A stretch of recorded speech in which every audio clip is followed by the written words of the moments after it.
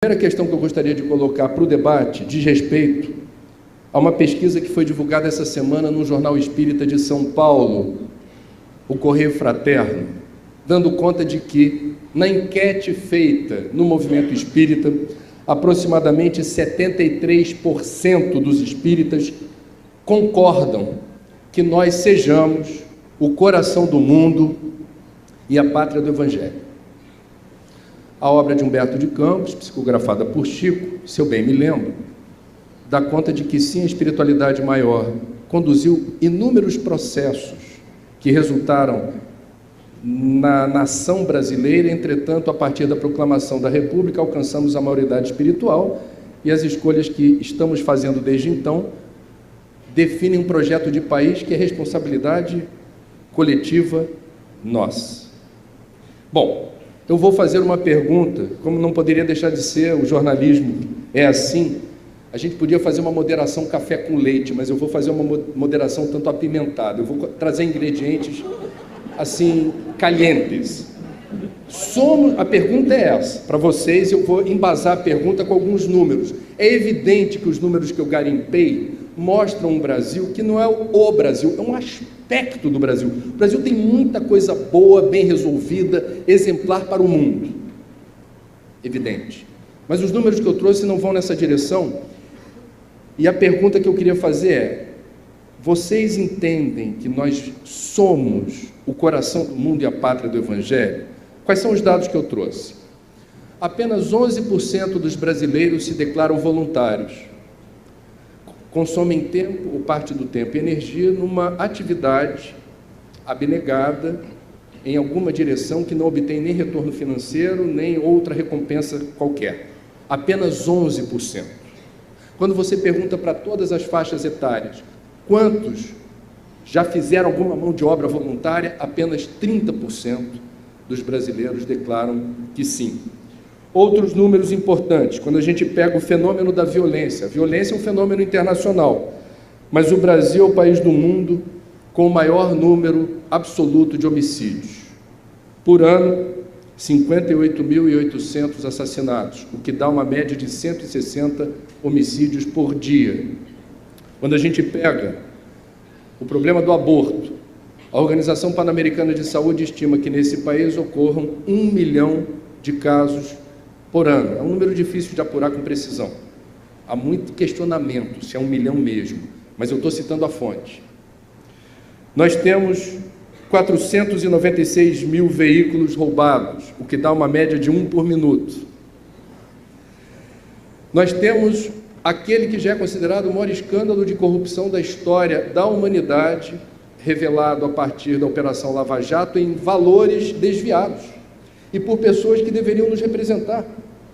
Então, o coeficiente numérico expressivo em valores monetários do que foi desviado é algo sem precedentes na história da humanidade, seja qual for a equivalência monetária. Somos o coração do mundo, a pátria do Evangelho. Eu queria, rapidinho, só fazer uma ponderação sobre a obra, sobre o paradigma, totalmente em harmonia com o que o Divaldo falou. Nós lemos o título, Brasil, coração do mundo, pátria do Evangelho. Imaginamos o quê? Uma nação que seria modelo econômico, modelo político, modelo social, e que desfilaria como uma grande rainha com vestes brilhantes e o mundo ajoelhado adorando. Mas isso não é Jesus. A obra começa com a visita do Cristo à Terra.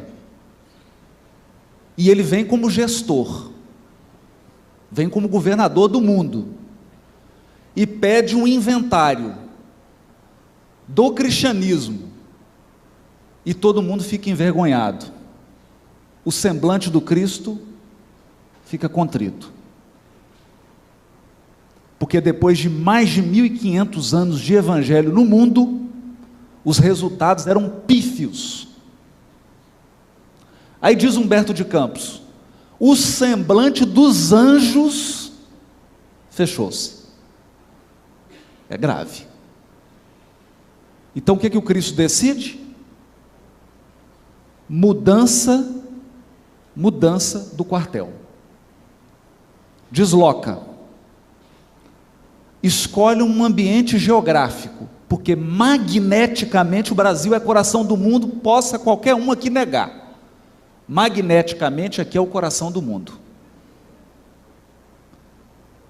E o Cristo faz então o transplante da árvore do Evangelho. Aí nós vemos a nomeação do governador, Ismael. E Jesus não fala nada. Ele deixa a assessoria para falar aos pouquinhos. Quando a coisa começa a esquentar, Ismael pede uma reunião com Cristo. Isso está no livro, mas a gente não lê, né? Ismael pede uma assessoria, senta em frente a Jesus. O anjo, quando ele começa a falar, não dá conta, chora, porque os problemas já eram gigantes. Chora por quê? Fala, não vai dar certo. Mestre, não dá. O Senhor pediu para formar essa nação com o povo mais simples da Europa, o mais trabalhador, porque os outros estavam viciados no materialismo e na posse. Chama Portugal. O Senhor pediu que trouxesse a contribuição da África, da nossa mãe África. Só que já estão escravizando todo mundo. E o Senhor pediu que tivesse a contribuição do povo simples de lá, dos índios. Só que o Senhor não imagina o que estão fazendo. E chora, chora. E aí Jesus dá a solução. Fala para ele, Ismael, você vai nas regiões mais tenebrosas da terra e vai chamar todos os espíritos que faliram nas cruzadas, todos que faliram na Inquisição, todos os políticos corruptos da terra, todos os generais assassinos do mundo, todos os religiosos que se desvirtuaram por 3, 4 mil anos. Aí, Ismael começou a sentar na cadeira assim, falou, o que ele vai pedir? Que eu vim trazer um problema, esse negócio não vai dar certo. Mestre, qual que é a ideia? A ideia? Manda todo mundo para o Brasil. 7-1. Ismael vai, levanta a bandeira Deus, Cristo e caridade, uma turba de espíritos infelizes segue o anjo e encarna no Brasil. Vocês estão ouvindo um deles. Conclusão. O que o Cristo quis dizer para Ismael? Eu não vim para os sãos, eu vim para os doentes. Brasil é hospital, não é galeria de arte. Esse país não foi feito para exibir santos, foi feito para regenerar seres. Aqui está reunida, nessa nação, o que há de pior. O pior está aqui. Calma. Por que o pior está aqui?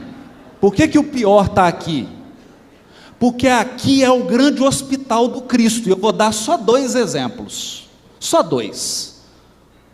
Porque o Brasil não vai ser o coração do mundo e a pátria do Evangelho. Ele já é. Já é para quem?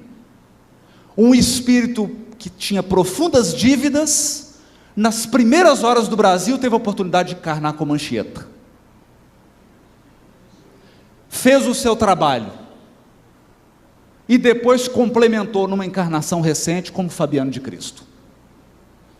Pergunta para ele se aqui é pátria do Evangelho. Outro espírito, diz ele, cansado das dominações e das posições de mando, resolvi seguir o exemplo da minha amada esposa dos primeiros tempos. E encarnou como Padre Manuel da Nóbrega. É o nosso Emmanuel.